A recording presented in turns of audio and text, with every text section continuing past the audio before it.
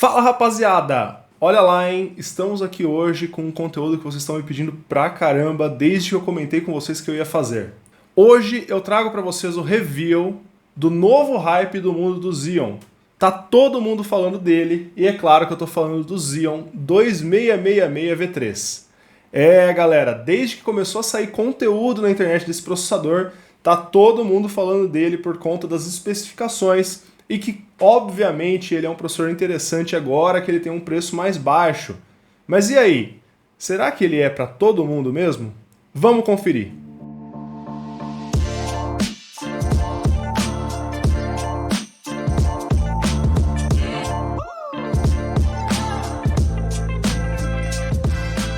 O Xeon 2666 V3 sempre foi um processador que teve um custo um pouquinho alto no AliExpress. Quando a gente está procurando por um processador para jogos, normalmente estamos falando de uma máquina com um bom custo-benefício. Estamos procurando uma máquina que entrega bastante desempenho sem custar muito. E sempre foi nesse ponto que os processadores como o 2620 V3, o primeiro hype do mundo do Xeon, quando ele custava lá seus 80, 100 reais, agora ele voltou para esse preço, e posteriormente o 2640 V3, quando abaixou de preço, foram processadores muito interesantes. O 2666, custando um pouco mais caro, não era tão atrativo, apesar de possuir especificações que chamam a atenção para quem está procurando um PC para jogos. Muitas vezes o pessoal tem em mente que o clock é aquilo que mais importa, e com um clock máximo de 3.5 GHz, ele sem dúvida é um processador que parece entregar aí essa experiência de jogo que o pessoal tanto procura. Então, quando começaram a sair os reviews, porque o preço abaixou, é óbvio que a internet e os seguidores aí do culto do Xeon, como a gente fala, o pessoal que gosta do Xeon, começou a ir atrás e tentar entender, fazer upgrade, comprar esse processador lá no AliExpress e montar as máquinas agora baseadas no 2666 V3. Não é para menos, as especificações deles são interessantes. Eu já fiz um vídeo e vou deixar o card aqui para vocês falando um pouquinho sobre por que eu acho que o 2640 V3 é a melhor opção para jogos. Esse vídeo já é um pouco antigo, na época ele custava bem mais caro. Hoje em dia ele é um processador super acessível e ele tem características interessantes em relação à quantidade de núcleos, o clock dele e o TDP, que fazem com que ele seja uma opção muito interessante. As especificações do 2666, obviamente, competem com o 2640 em todas as frentes. Ele possui o clock 100 MHz maior, uma diferença aí de 3%. Mas ele possui 2 núcleos a mais, o que são 25% a mais na quantidade de núcleos. Em se tratando de jogos, isso pode não ser uma vantagem, ou efetivamente, em se tratando de latência interna, chega até a ser uma desvantagem nesses Xeon V3. Porém, ele também suporta mais clock de memória, possui 5 MB a mais de memória cache e tem uma pegadinha que quase ninguém conta para você, que é o TDP de 135 watts, 50% mais alto do que o Xeon 2640 V3. Isso torna esse processador um processador que, honestamente, não deveria ser utilizado em plataformas mais básicas, em placas-mãe mais simples, e que com certeza pode colocar o seu hardware em risco. Para realizar os meus testes aqui hoje, eu não tenho mais nenhuma placa-mãe com especificações mais robustas. A minha X99F8 eu vendi e também a minha X99 Titanium D4. Por conta disso, eu decidi utilizar uma placa-mãe básica que eu tenho aqui em casa e que eu sei que esse processador é um risco para o funcionamento dela. Eu estou falando da placa-mãe que esses dias mesmo eu desmontei o PC e que logo eu vou usar um projeto aqui no canal. Vou deixar o link aqui para vocês que eu falo um pouquinho sobre o longo prazo da Machinist X99K9. Já fiz review dessa placa-mãe, ela é uma placa-mãe com VRM bastante simples e com certeza é um VRM que não foi feito para aguentar o 2666 V3. Eu vou colocar para vocês um trechinho no vídeo onde eu faço um teste de temperatura rodando o teste de estresse do CPU-Z. O CPU-Z ele é um teste de estresse relativamente tranquilo. Ele não chega a se comparar, por exemplo, a um Cinebench R20 ou R23 que utilizam cargas AVX do processador. E mesmo rodando o CPU-Z, a placa-mãe teve pontos a mais de 100 graus Celsius. Sem dúvida é uma temperatura bem alta e já coloca a gente num alerta. Obviamente ela está com o lock do Turbo Boost e nós vamos fazer os testes com o máximo de desempenho que esse processador pode entregar. Mas, para circular essa questão de temperatura e até não causar nenhum dano na minha placa-mãe, eu utilizei um arrefecimento forçado. Ou seja, eu utilizei um fan de 135mm que eu tirei de uma fonte antiga minha. Ele tem um fluxo de ar de mais de 90 CFM e deixei ele no máximo. Com isso, as temperaturas ficaram todas gerenciáveis. Tivemos uma queda aí para a faixa de 50 a 60 graus Celsius nos componentes do VRM da placa-mãe. Alguns de vocês podem até se perguntar, mas Mário, a X99K9 vai entregar o máximo de desempenho desse processador? E a resposta é sim, pessoal. Essas placas-mães chinesas, elas têm um VRM muito, mas muito simples e analógico. Eles não têm nenhum tipo de controle e quando eles perdem a estabilidade, a máquina simplesmente vai crashar, vai desligar ou pior, vai queimar. De verdade, não tem esse negócio de quando o VRM atinge a temperatura, ele começa a diminuir o fornecimento elétrico, o processador, essas coisas aí são coisas de placas-mãe modernas que utilizam drivers nos MOSFETs, que utilizam um controle mais afinado com o monitoramento de temperatura. Essas placas-mãe não conseguem monitorar nem a temperatura do processador direito, que dirá a temperatura dos MOSFETs do VRM. Infelizmente é a realidade, as placas-mãe são simples e nós temos que lidar com as limitações. Porém, mantendo ela bem refrigerada, ela aguentou o processador sem estar em um risco iminente de falhar. De qualquer modo, eu não recomendo, não façam isso que eu estou fazendo aqui. Eu estou fazendo apenas para trazer o conteúdo para vocês. Vocês vão ver que os ganhos de desempenho dificilmente valem a pena o risco que você tem em utilizar seu hardware numa situação fora de especificação. E já que eu estou falando da bancada, eu completei na placa-mãe utilizando 4 módulos de memória da Netac, Shadow RGB, estão rodando em 2133 megatransfers por segundo no 2666V3, com a latência de 14, 15, 15, 32. Então apertei um pouquinho a latência para a gente tirar um pouco mais de desempenho do processador. No Xeon 2640, que eu vou estar comparando aqui, elas rodam a 13, 13, 13, 30. Então a latência um pouco mais baixa, porém a 1866 megatransfers por segundo, o clock também um bom tanto mais baixo. O resto do setup é basicamente um Netac NV2000 de 256 GB. Utilizei o meu SSD externo da Netac para armazenar os jogos. A placa de vídeo é a 6900XT aqui do canal, já temos o review dela se vocês quiserem dar uma olhada. E a fonte que vai empurrar essa badulaca toda vai ser minha Core Reactor de 850 watts. E obviamente o cooler para manter um processador de 135 watts de dissipação térmica em ordem vai ser o nosso Gamex GTE V2, adaptado aqui para o socket LGA 2011.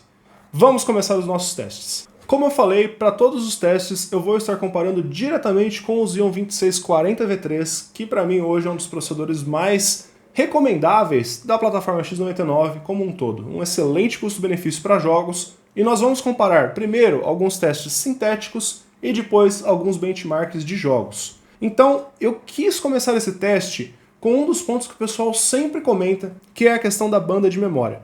Muita gente fala, poxa, mas esse Xeon suporta tão pouca memória, memória rodando só em 2133, memória rodando só em 1866. Então quando a gente dá uma olhada nesses números, e se você na sua casa tiver um Ryzen, por exemplo, você pode comparar, não é diretamente comparável, mas você pode tentar comparar os números que o AIDA64 dá nos testes de leitura, escrita, cópia e latência com os resultados de um Xeon rodando em Quad Channel. Então, eu estou utilizando 4 módulos de memória justamente para a gente extrair o máximo de desempenho do processador. E isso faz com que ele entregue um desempenho mais interessante do que plataformas que são apenas dual channel, mesmo com um clock mais alto. Não o processador em si, mas em termos de banda de memória. Para o Xeon 2640V3, rodando em 1866 megatransfers por segundo, nós temos a leitura de memória em 52.3 GB por segundo. Quando partimos para o 2666, esse número salta para 58.9 GB por segundo, um aumento de 12,5%, um aumento alinhado aí com o ganho de clock de memória, já que ele suporta a memória mais rápida. Quando nós vamos para a escrita de memória, aqui começa a aparecer o que provavelmente é uma limitação do controlador de memória desses processadores. Os Xeon V3 são processadores Haswell-E e certamente já têm algumas limitações impostas pela sua idade. Mesmo com Quad Channel de memória, os números de escrita não passam muito da faixa de 45, 46 GB por segundo nesses modelos. O 2640V3 fez 45.8 GB por segundo, o 2666 45.9, basicamente um empate técnico, pouquíssima diferença de banda de memória entre esses dois. Quando nós vamos para os números de cópia de memória, nós passamos de 48,4 GB por segundo para 53,3 GB por segundo, um aumento de 10%, e a latência de memória, que é um ponto muito importante, salta de 73,1 nanosegundos para 77,1 no 2666V3. Esse aumento de latência certamente acaba limando aí um pouco os ganhos do aumento de banda. Nós temos uma latência 5,4% maior, e para quem não sabe, quanto mais latência, pior. Então, comentando um pouco esses números, né, de banda de memória, obviamente nós temos um cenário aí que o 2640V3 está perdendo, né, ele tem, tanto nos números de leitura quanto nos números de cópia, uma diferença de mais de 10% de desempenho. Quando vemos a latência, nós temos aí um aumento de latência de mais de 5%. Então, o ganho real aí não chega a ser esses 10% de banda de memória, não chega a ser um diferencial para quem está procurando um PC para jogar, certamente não vai mudar a vida rodar as memórias um pouco mais rápido.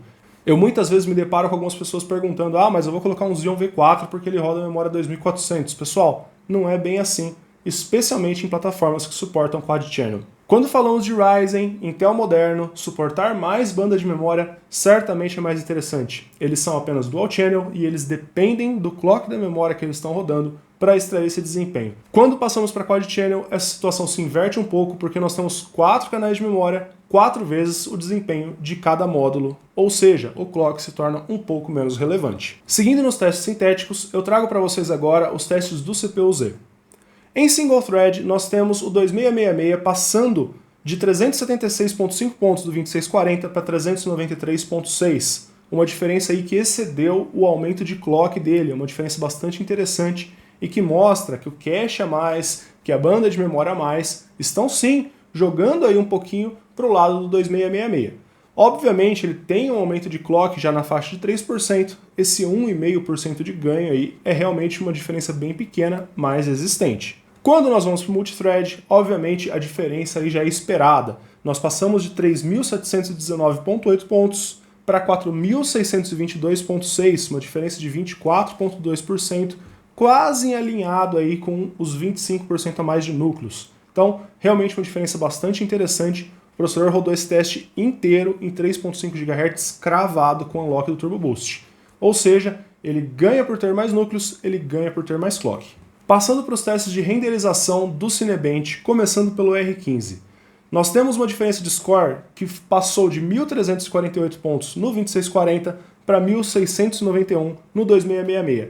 25,4% de aumento de desempenho, extremamente alinhado com os 2 núcleos a mais e com o clock a mais. Partindo para o Cinebench R20, que é uma carga AVX, né, uma carga que força mais ainda a CPU e que esse TDP extra é colocado à prova. O 2666V3 consegue sustentar o clock de 3.4 GHz em todos os 10 núcleos. É um clock relativamente alto, especialmente pela idade do processador. Obviamente, nesse ponto ele deve estar consumindo todos os seus 135 watts contados de energia para sustentar esse clock.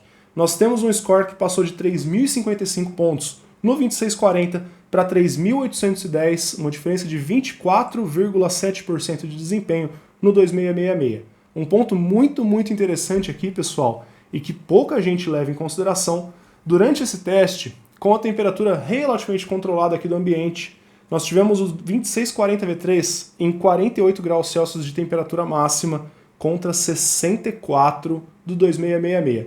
Uma diferença aí de 16 graus Celsius com o mesmo air cooler. Se você está utilizando um air cooler um pouco mais básico do que o GameX GTE V2 que eu estou utilizando aqui, você deve se perguntar se o seu air cooler vai dar conta de um processador com 50% a mais de dissipação térmica. E com esse teste eu finalizo aqui os testes sintéticos de renderização e nós vamos agora para benchmarks de jogos. Eu vou começar com o que eu sempre começo, que é Shadow of the Tomb Raider, no seu teste embutido, rodando com a qualidade máxima em 1080p. Como vocês sabem, a 6900 XT é braba e ela não vai ter problema em rodar esse jogo com a qualidade máxima com uma resolução relativamente baixa, que é 1080p. Para esse jogo, eu uso os resultados que ele me dá lá no final do benchmark, que são muito ricos em detalhes, tem umas comparações bem legais e dá para a gente comparar os dois processadores com tranquilidade utilizando esses resultados. Ele basicamente me dá as métricas de mínima, média e percentil 95, né? Então os 5% piores frames, que é uma métrica de fluidez. É uma métrica que a gente consegue entender se o jogo está fluido ou não, especialmente se ela estiver muito divergente da média, né? Significa que o jogo está variando muito o frame time, o tempo de entrega dos frames que o processador está fornecendo. Nós tivemos o 2640V3 fazendo uma mínima de 96 frames por segundo contra 103 do 2666, um ganho de 7,3%, um ganho que eu não estava esperando, de verdade, pessoal. Já me surpreendeu um pouquinho aí esses 7,3% de aumento de desempenho. Eu não esperava isso, especialmente com o 2640 tendo uma estrutura mais interessante do que o 2666. Indo para o percentil 95, nós passamos de 99 frames por segundo para 106, um ganho de 7% de desempenho, e a média passou de 135 para 144, 6,6% de ganho de desempenho.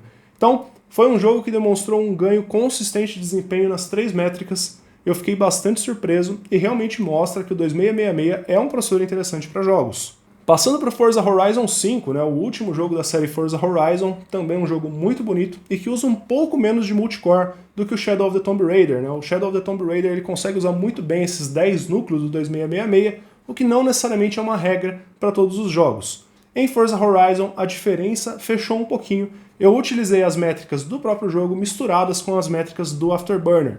Nós tivemos então os frames mínimos de 108 no 2640, indo para 116 no 2666. Aqui tivemos um ganho de 7,4%, mas essa foi a melhor métrica nesse jogo.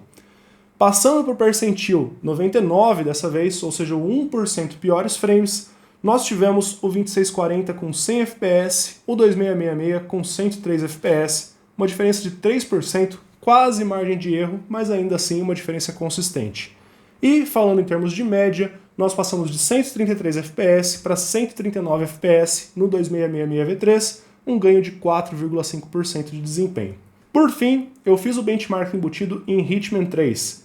Hitman 3 é um jogo que tem um benchmark chamado Dortmund, e esse benchmark é extremamente pesado para a CPU, ele pega muito no pé. Com o processamento de física, vocês vão ver aí na tela a quantidade de tiros que são disparados nas paredes, os livros voando, uma série de coisas acontecendo, e isso é muito, muito pesado para a CPU. E foi nesse jogo que o 2666V3 brilhou. De verdade, pessoal, ele brilhou nesse jogo. Os nossos frames mínimos passaram de 42 para 48 FPS. Apesar de não ser um número surpreendente, é um ganho de 14,2%. É um ganho que faz com que o jogo se torne mais fluido nessa métrica. O percentil 99, ou seja, o 1% piores frames, passou de 33 FPS no 2640 para 42 FPS no 2666, uma diferença de 27,2% de frames. Ou seja, colocando todos aqueles núcleos, todo aquele cache extra, todo aquele clock extra para funcionar, nós tivemos aí praticamente um ganho alinhado com todas as métricas que crescem no 2666, mais de 25% de ganho. E a média de FPS foi onde teve menos ganho, passou de 93,2 para 104,6 FPS, o que é um ganho de 12,2%. Então, no Hitman 3 nós tivemos um ganho realmente bastante alto de desempenho, um ganho bem alinhado com a diferença de especificação do processador. Obviamente, é um teste que usa muito bem múltiplos núcleos e se aproveitou aí do ganho de banda de memória, do ganho de clock, do ganho de cache para conseguir essa diferença aí de mais de 25% na fluidez. Bom, pessoal, e como vocês sabem, eu não encerro um review aqui no canal sem mostrar para vocês um pouquinho de Call of Duty Warzone. É isso aí, gente. Vamos cair aqui em caldeira, jogar um saque. Já tem gente me matando sem nem ter começado a jogar. Só para mostrar para vocês aqui as opções do jogo, eu estou com os gráficos todos no mais alto possível, tirando a parte de Ray Tracing, oclusão de ambiente e SSR. Então essas três configurações aqui eu deixo desativadas e também o Motion Blur não gosto. O restante aqui está tudo no alto ou no mais alto em 1080p para a gente validar aí o desempenho do processador. Vamos começar a partida aqui e dar uma olhada como é que ele vai sair.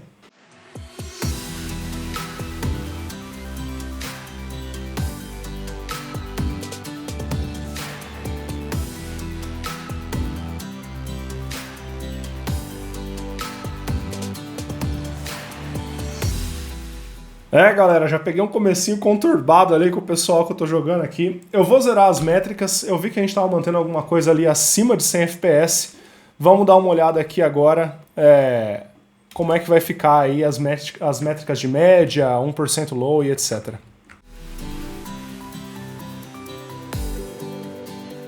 Uma coisa que eu estou percebendo, pessoal, é que eu não tinha jogado ainda esse mapa novo com esses Ions, não sei como é que o 2640 se sairia nessa condição, mas estou percebendo bastante spike no frame time por asset streaming, né?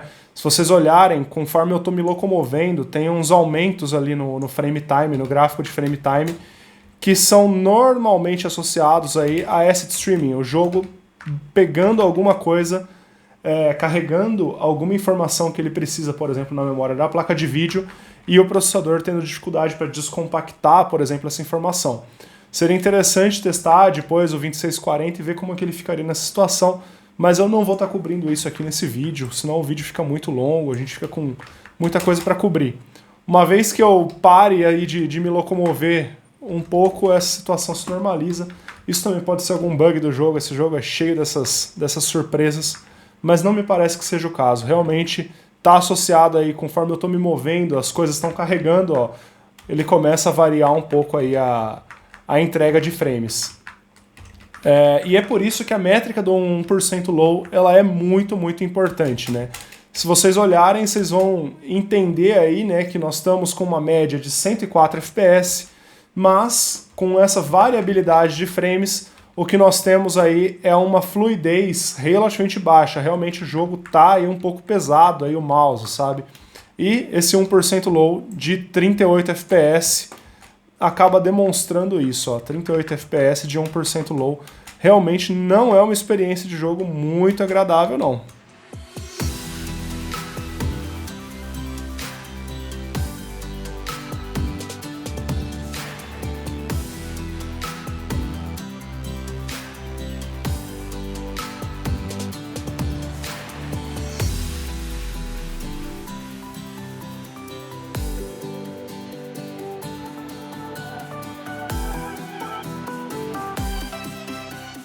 Tava indo tão bem, poxa.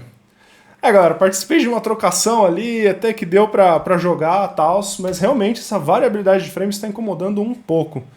Eu não lembro de, nos meus outros testes, com o 2640, por exemplo, ter esse resultado.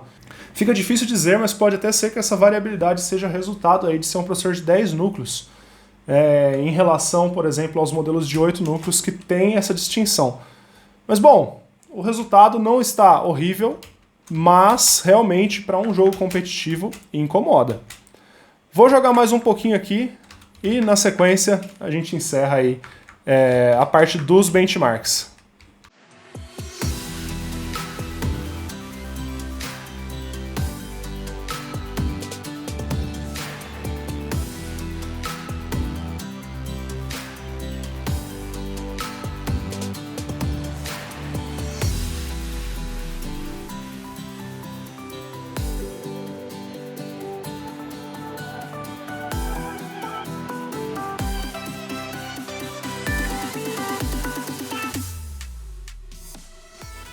Pois bem, pessoal, e assim eu encerro aqui a parte dos nossos testes do review de hoje. Eu achei os resultados bastante interessantes, bastante consistentes, né? Um ganho consistente de desempenho em relação ao 2640 V3. Eu acho que a situação do desempenho no Call of Duty Warzone precisaria ser avaliada com um pouco mais de calma. Esse jogo é conhecido por introduzir bugs em atualizações, né? Eventualmente alguma coisa ali estava carregando demais no processador, e isso fazendo com que tivesse essa variabilidade de frames muito alta. Eu já joguei muito Warzone, pelo menos quando o mapa era Verdansk, com os Ions, né? Eu tive por muito tempo 2678 V3 e isso nunca foi um problema. Outra possibilidade seria que fosse o driver da AMD, mas eu não experimentei essas quedas de frame nos reviews que eu fiz recentemente. Então é uma situação a ser investigada, talvez eu teste depois o 2640, dou uma atualizada aí para vocês com relação a esse tema. Nos outros jogos, entregando um desempenho consistentemente melhor do que o 2640 V3, uma experiência excelente tanto em Shadow of the Tomb Raider quanto em Forza 5, um desempenho muito melhor em Hitman 3, apesar da distância entre a média e o percentil 99 estarem um pouquinho grande ali no Hitman 3, ele realmente entregou muito mais desempenho do que o 2640 V3. E isso coloca ele numa posição de fato de processador interessante para quem quer jogar. O que pouca gente está levando em consideração na hora de escolher o 2666V3 é o custo necessário para você utilizar esse processador sem se preocupar com possíveis dores de cabeça. Para não precisar fazer cortes, tirar a câmera do lugar, eu peguei aqui rapidinho e medi a temperatura do VRM da placa-mãe com o meu termômetro após uma sessão de jogos. Eu tinha testado apenas no CPU-Z, fiquei curioso como é que a placa-mãe está saindo. Como eu estou gravando aqui com vocês, eu tirei aquele cooler porque ele é muito barulhento, né? A gente transforma barulho em segurança para a placa-mãe e nem todo mundo está disposto a fazer isso. E na hora que eu fui medir as temperaturas, nós temos o dissipador a cerca de 80 graus Celsius, alguns componentes ali da parte de filtragem do VRM batendo 100 graus Celsius no VRM da X99K9.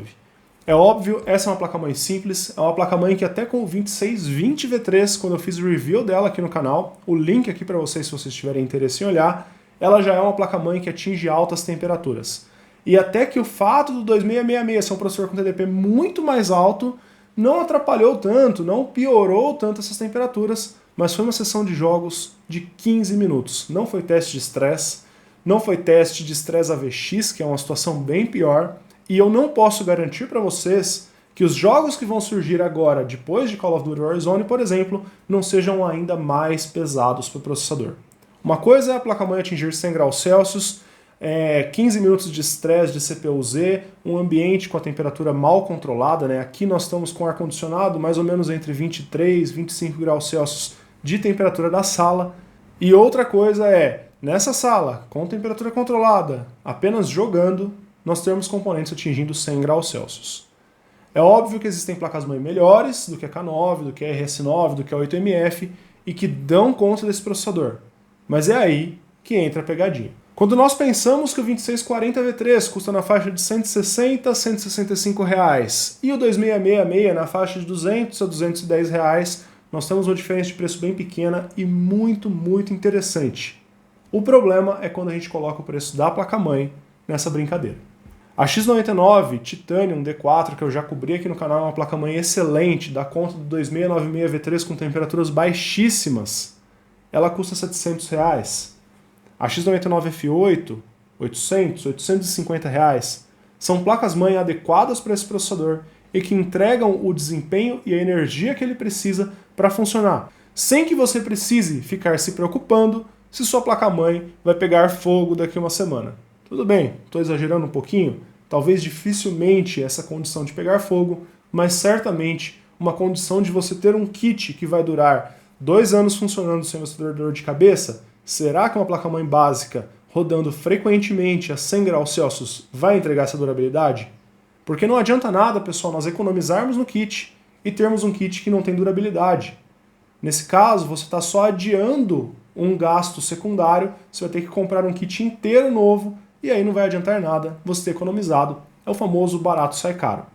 E quando a gente coloca em fator o preço das placas-mãe, colocando, por exemplo, a X99 Titanium D4, que é o modelo mais barato entre ela e a F8, com o 2666, versus a X99 RS9 com o 2640, né?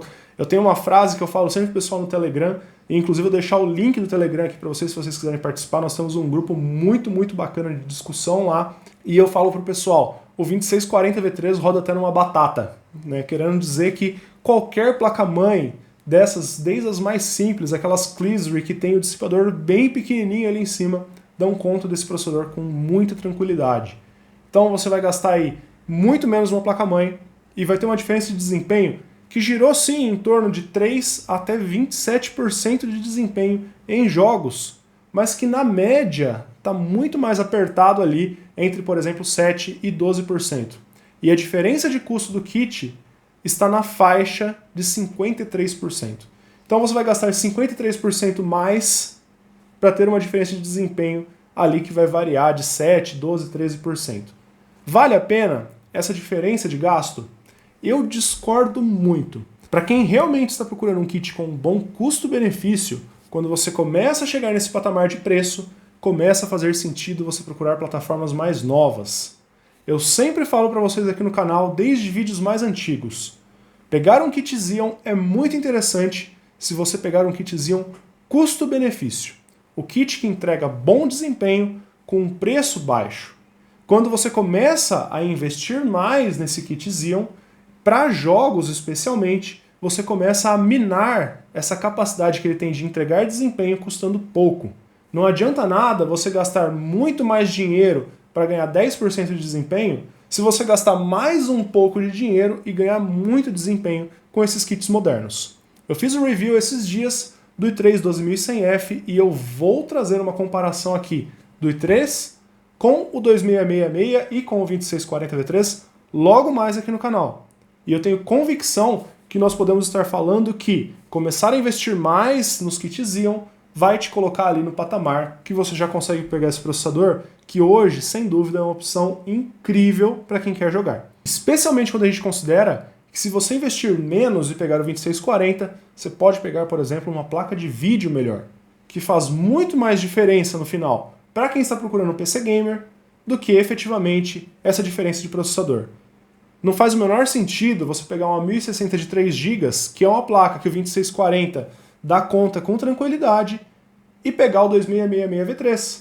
Às vezes, se você pegasse essa diferença de preço, esses R$400 a mais quase de custo, você conseguiria, por exemplo, fazer um upgrade nessa placa de vídeo, ou talvez juntar mais e pegar, quem sabe, uma RTX 3050, que é uma placa de vídeo moderna, suporta Ray Tracing, suporta DLSS, suporta uma pancada de coisas que a 1060 de 3 GB não iria suportar.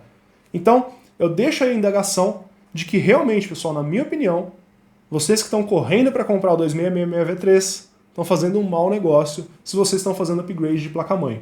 Mesmo pegando X99BD4, que é uma placa mais barata e que eu tenho meus motivos para não estar mais recomendando ela aqui no canal, ainda assim eu acho que esse dinheiro seria mais bem investido talvez em mais memória RAM, talvez efetivamente em uma placa de vídeo ou num armazenamento mais rápido do que num processador que você precisa de uma placa-mãe mais robusta, de um cooler mais robusto, 50 watts a mais ali na fonte disponíveis, eventualmente você tem uma fonte muito apertada para o seu kit, você já vai esbarrar nessa necessidade e efetivamente para você ganhar 7, 12% de desempenho. Então, fiquem aí com esse pensamento. Eu honestamente prefiro que vocês peguem o 2640 com uma placa-mãe batata que dá conta dele e invistam esse dinheiro em coisas que vão trazer mais benefício para vocês no curto prazo em termos de desempenho em jogos. De qualquer modo, o 2666V3 é um processador sim muito interessante para jogar e eu sei que muita gente aí pegou a época de ouro quando a X99F8 era uma placa-mãe super barata e eventualmente comprou ela com o 2620V3 ou com o 2630L-V3 e com certeza é um upgrade muito bom por R$200. Especialmente se você vender o seu processador antigo, que ainda vale aí um troco, e você pega um processador que vai te dar aí uma sobrevida muito legal para o seu kit. Então se você já tem uma placa-mãe que comporta o 2666, trocar o seu processador para ele pode ser um ponto bastante interessante, a menos que você já tenha um 2640V3. Como vocês viram, ele é melhor, mas não é muito melhor. É lógico, vender o 2640, gastar 50 pila e pegar o 2666 faz sentido. Aí você precisa avaliar, né, se você quer ou não ter esse desgaste de vender o processador. Eu sou meio trambiqueiro, faço rolo com todo mundo, não me importaria de fazer isso. Mas apenas se você já tem uma placa-mãe adequada para aguentar esse processador, porque ele de fato é um pequeno forninho e gasta muita energia. E esses são os meus pensamentos pessoal sobre o Xeon 2666V3.